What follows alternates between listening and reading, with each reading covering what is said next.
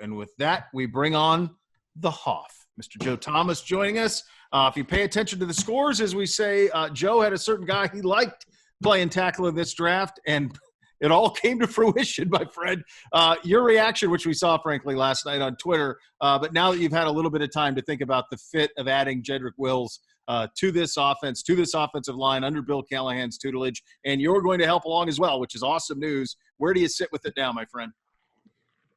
I'm still ecstatic. I think about all the positives of this pick, and I think you mentioned a lot of them. But Bill Callahan, first of all, is known throughout the NFL for developing offensive linemen. He's a tremendous offensive line coach. He can develop guys that have raw talent, and almost nobody in this draft more than Jedrick Wills has that raw talent. But Jedrick Wills, to me, was the number one tackle in this draft because he was much more technically sound than the other four guys at the top of the draft. Talk about Mekhi Becton. He might have been the player that had the highest ceiling because of his size. You look at a guy that's 6'8", 360, who's a good athlete. Yeah, he might develop into a Jonathan Ogden. But where he is right now and where we project his potential, there's a big gap.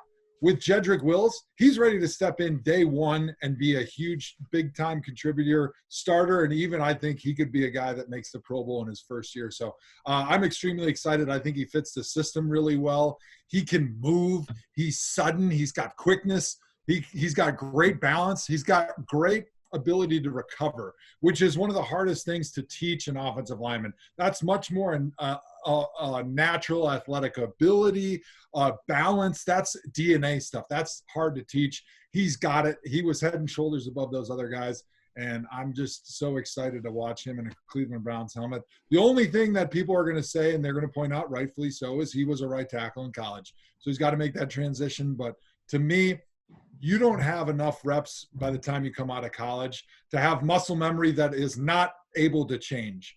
You know, you're 6, you're 7 in the NFL. If you've played right tackle your whole career, it might be a challenging transition. But a college kid, he's going to get more reps in his first year in the NFL than he got in 4 years in college. So to be able to change that muscle memory is not an issue to me.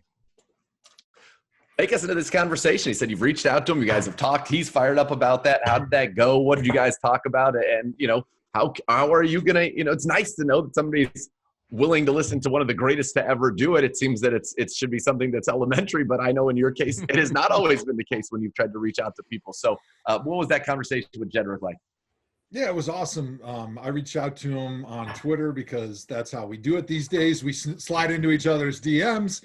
And I just said, and this was even before the draft, this was about a week ago when I really started diving in a little bit further into some of the film study because there was a lot of conversation about who are the number one tackles in this draft? How do you rank the top 4 guys that everyone kind of has as the best 4 tackles in the draft? And being that the Browns needed a tackle, I felt like just going back, watching film on all 4 of these guys and comparing and contrasting against each other was a worthy exercise of my time. And so I went back and I did that.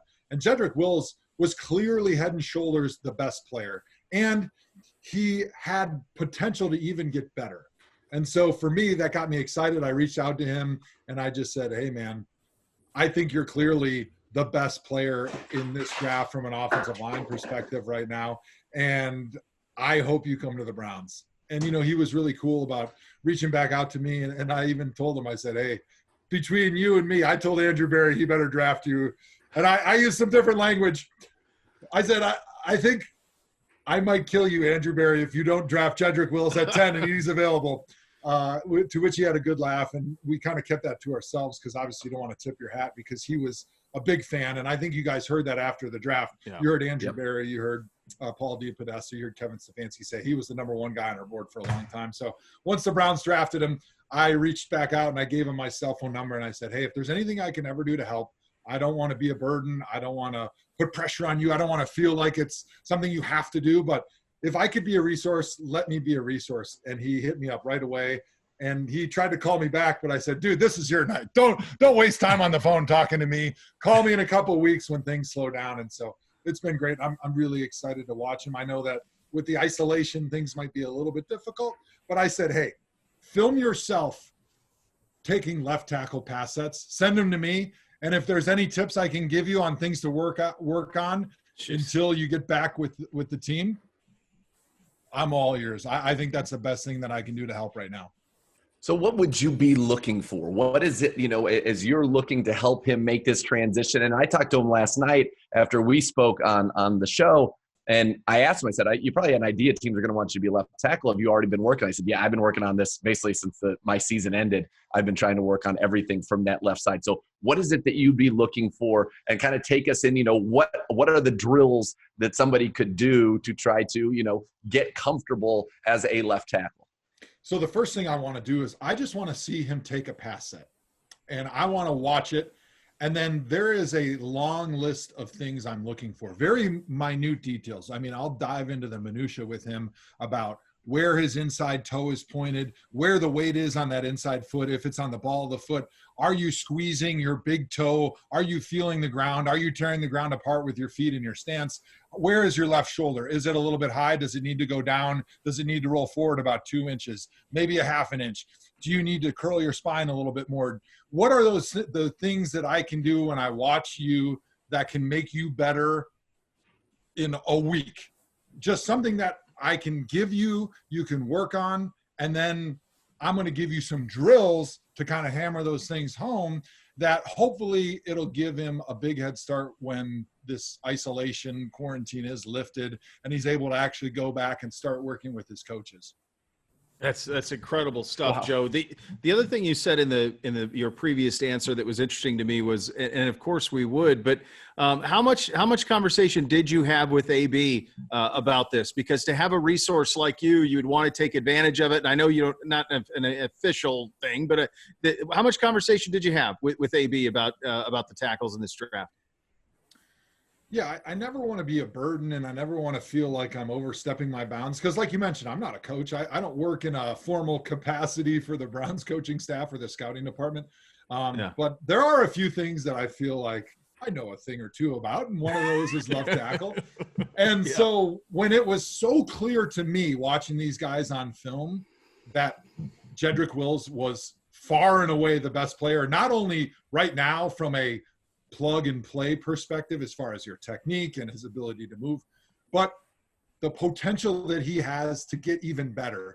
Like I mentioned, the ability to create power in the run game, to be able to stop power in the pass game from a firmness standpoint, to be able to quickly recover, move your feet side to side laterally, mirror defensive linemen, was so much better than those other guys. I really felt like it wasn't stepping out of school to go and tell Andrew Berry, like, look, I've never really scouted guys, but this guy is clearly the best player. I'll take you back real quick when Ray Farmer was the GM and he gave me an iPad and there was like 10 offensive linemen on there, and he asked me what my perspective was on all these guys. And I'll never forget, I looked at all 10 of those guys and I went back to him and I said, hey, I know I've never been in scouting. I've out of the college game for a long time, but truthfully, I think all these guys stink. I don't think any of them can get drafted. And he goes, that's kind of funny because 3 of them are going to go in the first round. And at that point I go, maybe I'm just not cut out for scouting.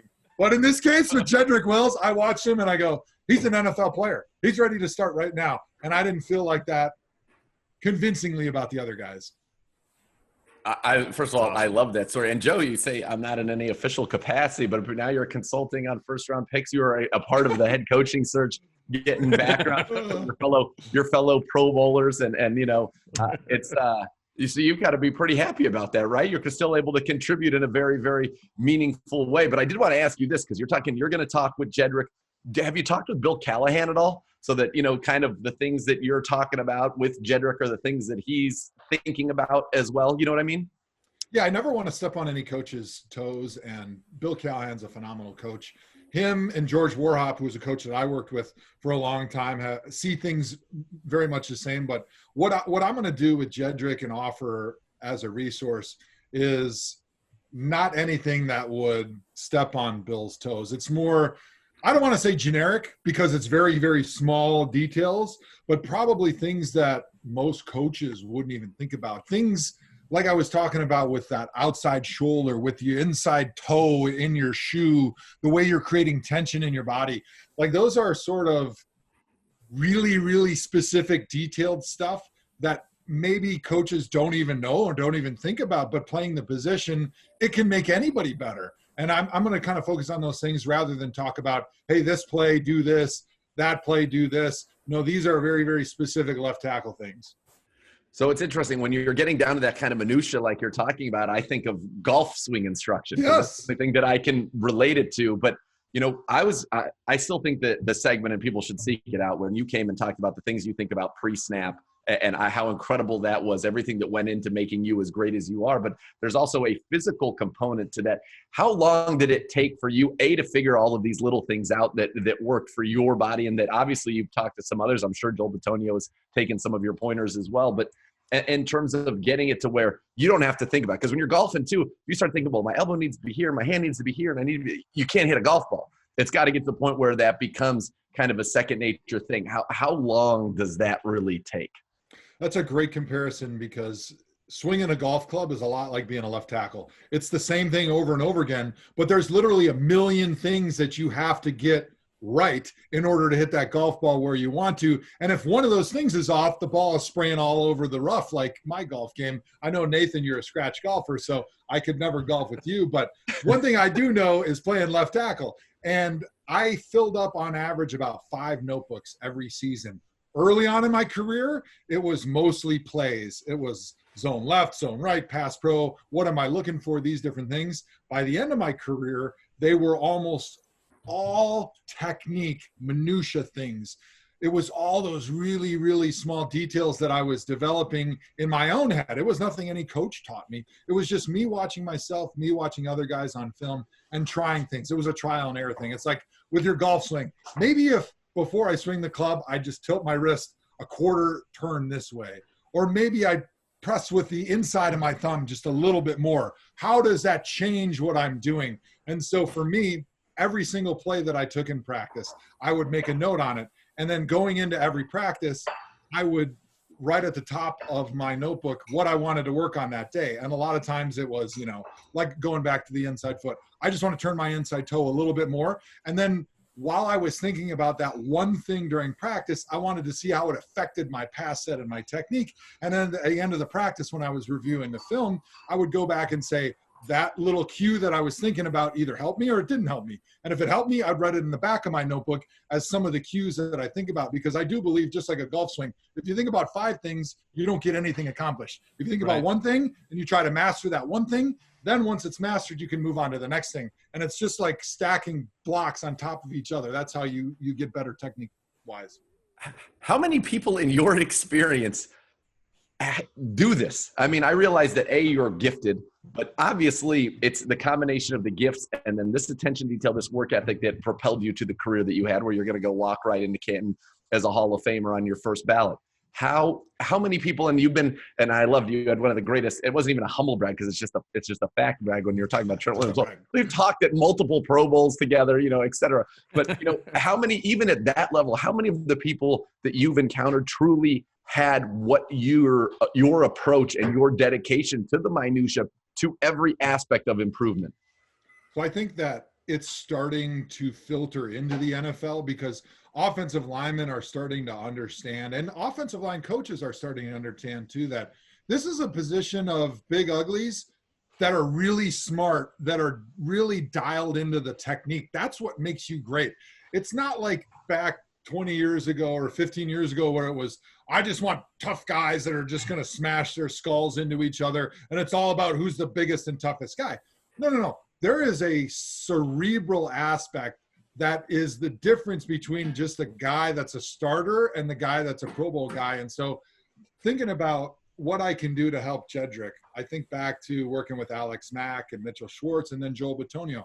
I help them learn my process for going through a practice, evaluating myself, and then how you can get better on your own, because offensive line coaches are overwhelmingly really good, but they spend the vast majority of their time talking about scheme because they don't know technique, generally speaking, at an elite level. So you almost have to become your own coach. And I give a lot of credit to my track and field background and the way we used to study film on our shot put and discus. And we talk about the biomechanics and the small details of how different changes with your spin and the discus, or your glide and the shot put, changes how the shot put or the discus flies.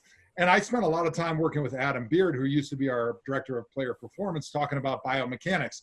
He was a PhD beyond in biomechanics, and so he understood how the body worked. And I understood how football pass set and run blocking technique should look, but I also didn't know exactly how to sometimes say different things or how it would affect your body. And so like just kind of bouncing those things off each other, I was able to kind of develop my own technique and then try to pass that on to guys like Mitchell Schwartz when I worked with him, and Joel Bitonio and Alex Mack. And so I hope to do some of those same things with Jedrick, because in the end, you got to find out what works for you, and you've got to be your own biggest critic, because your coach can help, but it's up to you to decide, I'm going to try this thing, I'm going to try that thing, and then I just need to write it down and see if it works. Joe, what you just described is the way that I think a lot of us think that people like, Manning approach the quarterback position, that type of intricacy. You've heard about Ed Reed, maybe at safety, that type of film study, that type of dedication to craft the minutia. That's what the best of the best do. The fact that you're ours is just spectacular. And the fact that you're going to mentor our next guy and had a voice in the picking of that is absolutely, it puts you in such comfortable position as a Browns fan. Guys, real quick, let's just take a look at this, Joe.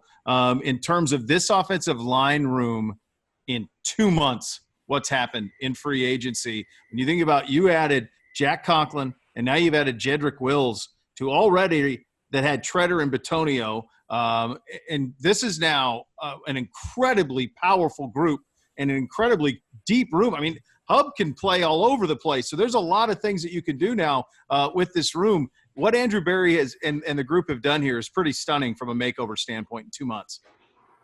Yeah, you talk about what was the weakness offensively last year, and I think the group that everyone would probably point to the most is the offensive line, right? We had some issues at the edges with tackles, inconsistency, and that was the one thing that we wanted to shore up, right? Because we want to see the best version of Baker Mayfield this season.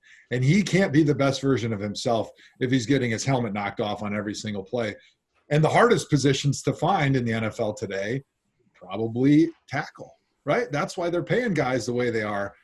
And so for Andrew Berry to be able to find the best tackle in the draft in Jedrick Wills, a guy that's ready to start day one, and then to find the best free agent in free agency in Jack Conklin, and still have, and not the future is mortgaged by being able to get those guys, and now to turn your weakness into a strength, is hats off to him. And obviously he had some amazing resources with the salary cap space and the draft picks and stuff like that to be able to do this. But what he did was really special. And like I mentioned last night on the show, we also got to say thank you to the Giants and Dave Gettleman for not drafting the best player when they were looking for an offensive tackle. So the Browns, a little bit of good luck doesn't hurt. It certainly doesn't. I want to go tap into Joe Stradamus here, because you got this one right. And I'm going to go back a few weeks, maybe it was even a month. You mentioned Jadeveon Clowney's name. And now that you did, Joe and Beau had said this earlier today, I won't even steal it. I'll give him the full credit, is that you have a situation now where you're not in on the Trent Williams sweepstakes. So you're not going to have to pay a left tackle market value. You're going to have Jedrick Wills on that rookie deal. Do you think that makes Clowney now maybe even more appealing to this organization, because you've got the money to spend there now, and you can look, even if he's the same as OV, that's a straight swap. There's no guaranteed money right now to Olivier Vernon, and I'm not trying to run him out of town at all. I think he's a very, very good player, but it would seem that maybe this opens things up for Joe Stradamus on Clowney to come true again.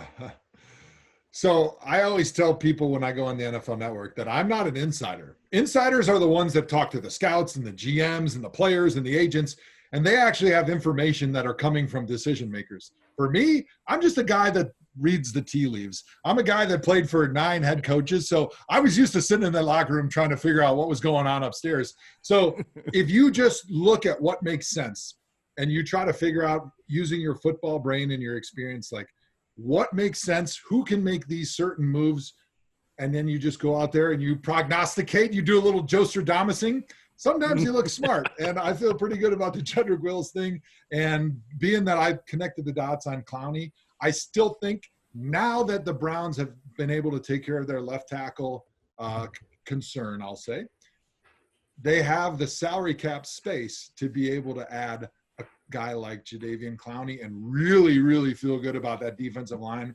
especially when you're starting to look at the second round of the draft and potentially there's some exciting players at safety, maybe at some of these other positions that you still need, that all of a sudden you could walk away from this weekend if you sign Clowney. I mean, obviously you have to look at it and you have to weigh the risk and the benefit of signing an older player that is maybe a little bit banged up, but still an impactful player on your defense. But you could potentially shore up left tackle, defensive line, safety, and maybe even linebacker after this and feel really, really good, like you don't have any big holes on your team. And as a matter of fact, you have one of the best offensive lines in the NFL. You've got one of the best defensive lines in the NFL. And we know about the other guys that are on the team. So just an exciting time to be a Browns fan coming out of this weekend. And there's a lot of excitement still to come.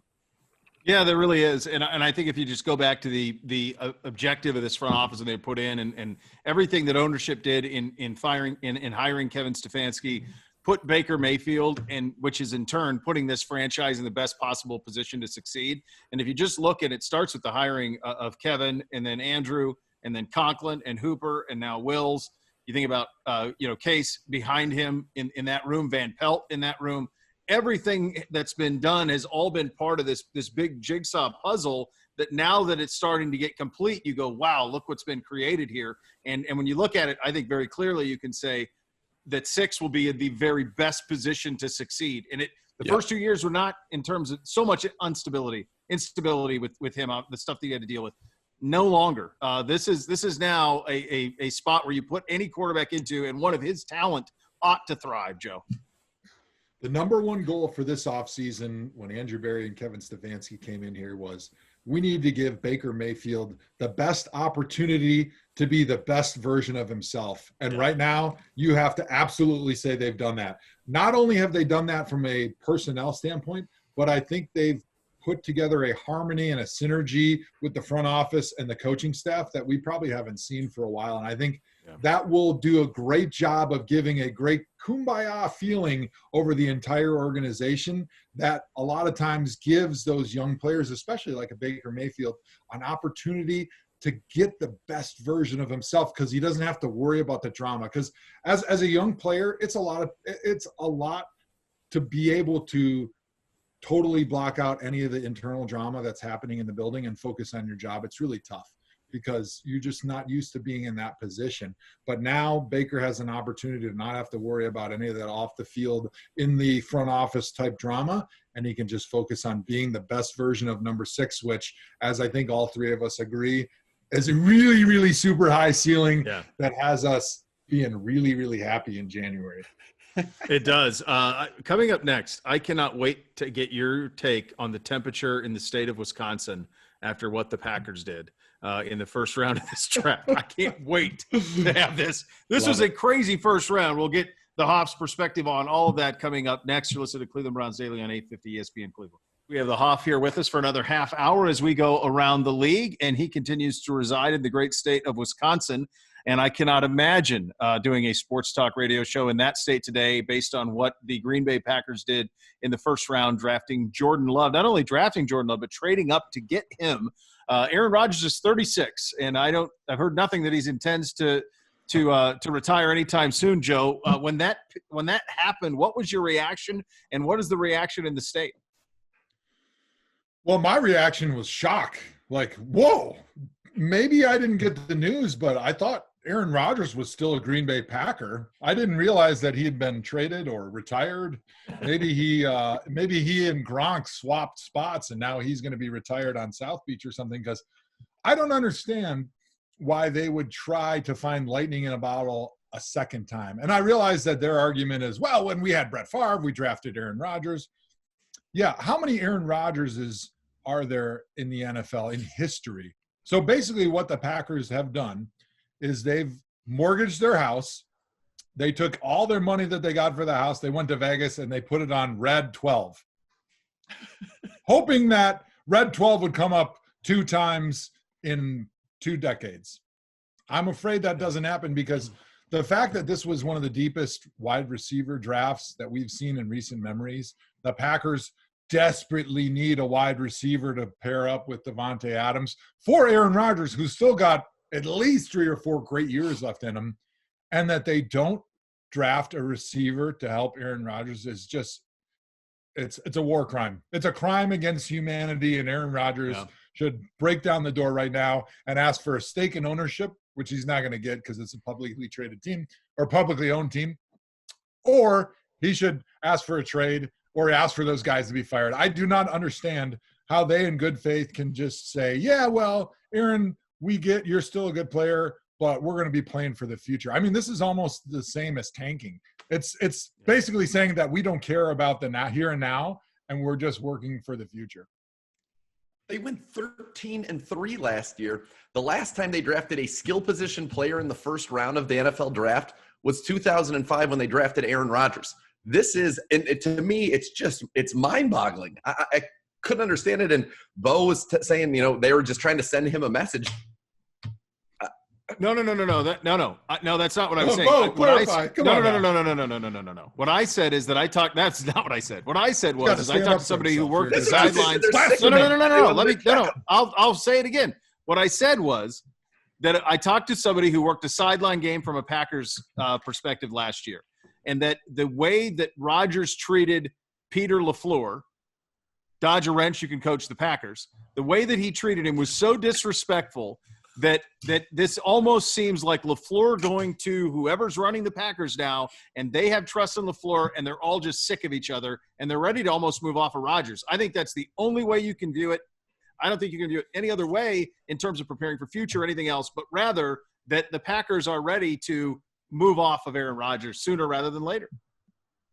So are they going to trade him? Like, that's what I don't understand. I understand you can be fed up with him and you can not like the way that he's handled certain aspects of his professionalism and how him and Matt LaFleur are meshing, but they went to the NFC Championship last year. Yeah. And so if you draft a quarterback, that's great. But is Aaron Rodgers on the trade block now? Like, he's not exactly an easy piece to liquidate right away because you're going to have to get at least 2 first-round picks for him. You can't cut him, obviously.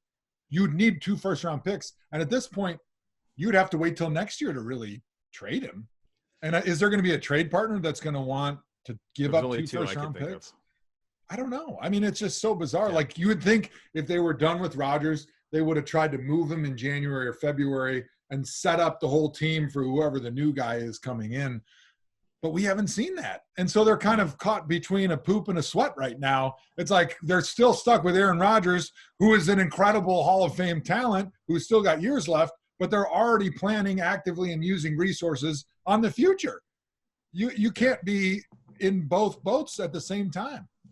If you're Aaron Rodgers, and I said this earlier, I think it's just one of the most epic cases of gross mismanagement. They for years refused to sign free agents to help him.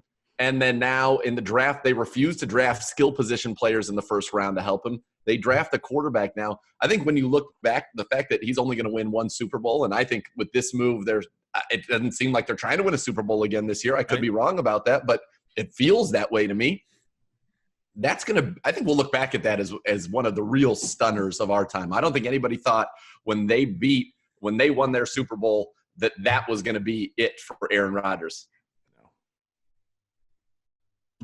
Stunning. We're all stunned. Stunning. We don't even know what to say. I mean, it's just – I don't know. What do you guys think? Like, what should they do with Aaron Rodgers now? It's almost like you hurt their value. You have to trade him. Send him to the Patriots. The 2 teams I thought of were Patriots or Denver if Drew Lock doesn't work. And, that Elway would try to do Manning redo next year in Denver. I don't know how you could trade him now. You'd have to wait. I would think you'd have to wait till after next season to trade him. Well, that's the thing. That would be what I would think. Yeah, after you draft the quarterback in the first round, now you've told everybody that you're trying to get rid of Aaron Rodgers. And so that decreases his value. And there's not a lot of buyers and bidders already. And so you've got a generational talent that you're decreasing the value before you tried to trade him. Doesn't make sense to me. No, it doesn't. I think as we think about some of the other big stories from the draft yesterday, quarterbacks in the top 10, Miami, the amount of nonsense Miami put out in the last month was amazing. And if you listen to this show and pay attention to the scores, we had that one. They stayed with Tua the whole time, which is what it was at the Combine. Herbert was at the Combine. That stayed the same. Burrow, number 1 to Cincinnati, which this doesn't please me to say this, but I think he's in a pretty good spot. Taylor's going to be there 4 or 5 years minimum. They're going to get Jonah Williams back next year, who was their first-round pick at left tackle. They could take Josh Jones at the top of this draft or Ezra Cleveland at the top of the second round, and they could solidify both of those things for Burrow. I think he's in a pretty good spot. Of the 3 of them, I think he's in, because I think the Herbert spot's going to be tough in L.A. with all of those veterans. Plus, I don't think Herbert's very good, Joe. We'll find out. Listen, in LA, he's got good skill position players. In Cincinnati, they've got good skill position players. In Miami, I imagine they're going to bring in a running back at some point here, and they could have a great running back. They got Devontae Parker, who really blossomed last year. They got Gesicki, the nice tight end. So they've got some skill position players. But, yeah, Burrow's in the best situation. Herbert, I mean, what's so funny to me is, I don't know about you, Joe, when you look at that Chargers roster, they seem tailor-made to slide a Cam Newton in there. They've got a lot of pieces on defense, and Bosa and Ingram and Derwin James and others, Desmond King, that they're a team that was on the precipice. Throw a real quarterback in there and maybe we'll be able to do something. I know they had it with Rivers, but Cam seems to almost fit their style of what they wanted to do. And yet here they go with Herbert. But yeah, the Bengals are going to be tough. Our division's going to be good. I mean, there's no way around it. Our division, I think, is, if not, I think maybe the NFC West and the AFC North, top 2 divisions in football.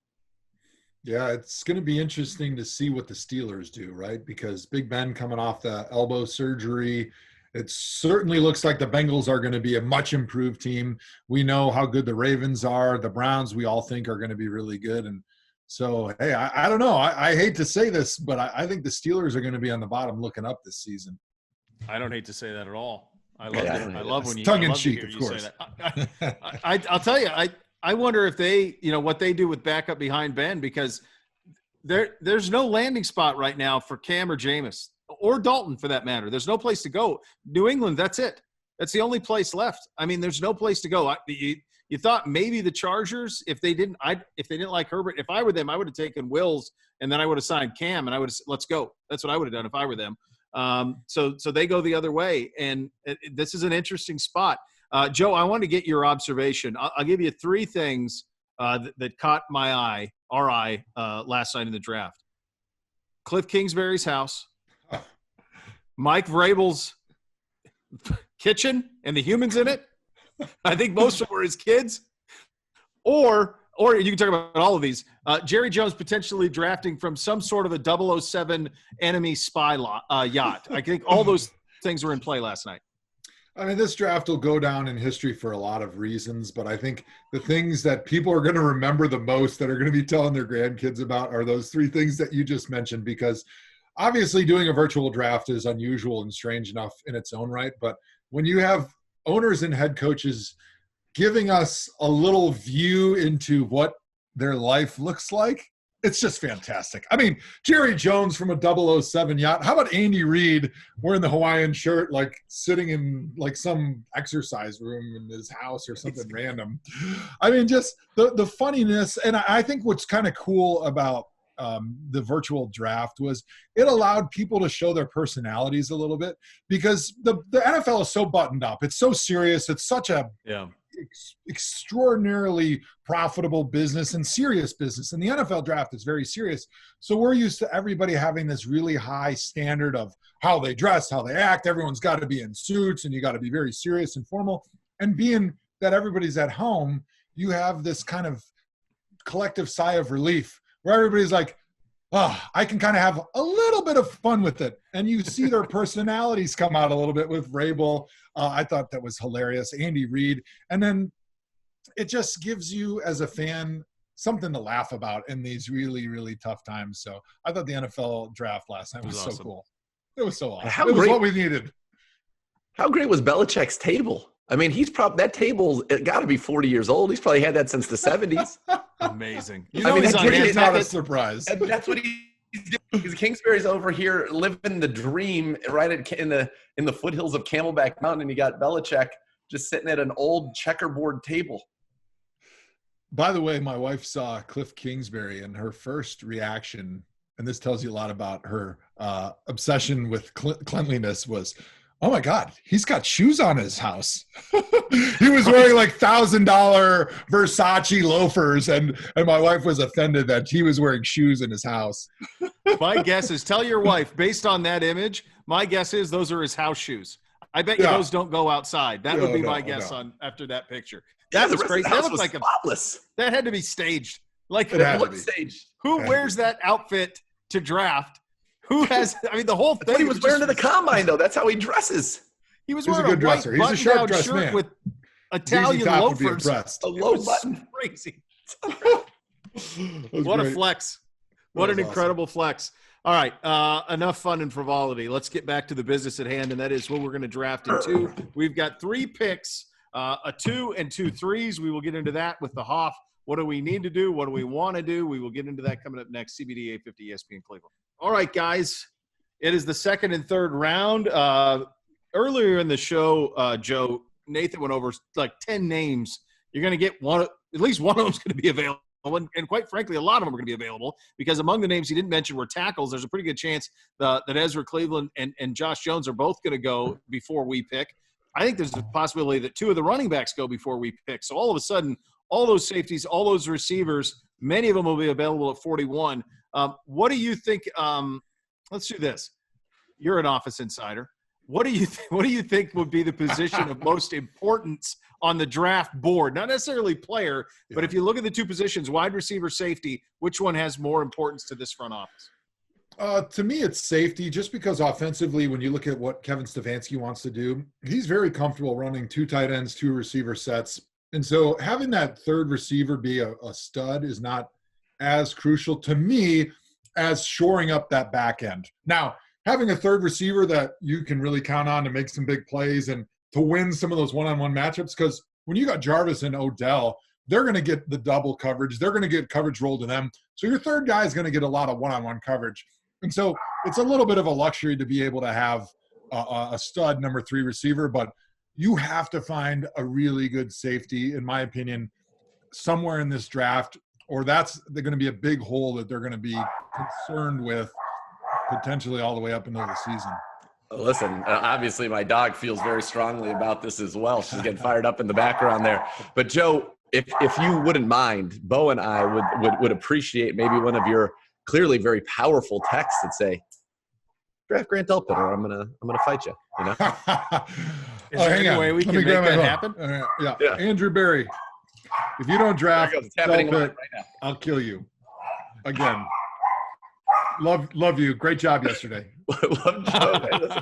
Hey, it worked. It was 1 for 1. It was 1 for 1. I agree with Joe, though. I think safety, that's probably your biggest need. It's just going to be interesting to see how you evaluate the quality of the receiver there versus what you think you can still get at 74, because there are still – the fact that no safeties have gone yet means that you've got them all. McKinney, Delpit, Chin, Winfield, Duggar, Ashton Davis, Terrell Burgess, they're all still out there. So it's going to be interesting to see how that plays. Plus, you still got some edge rushers that are out there. Gross Matos is on the board. Epenesa's on the board, 2 Big Ten guys.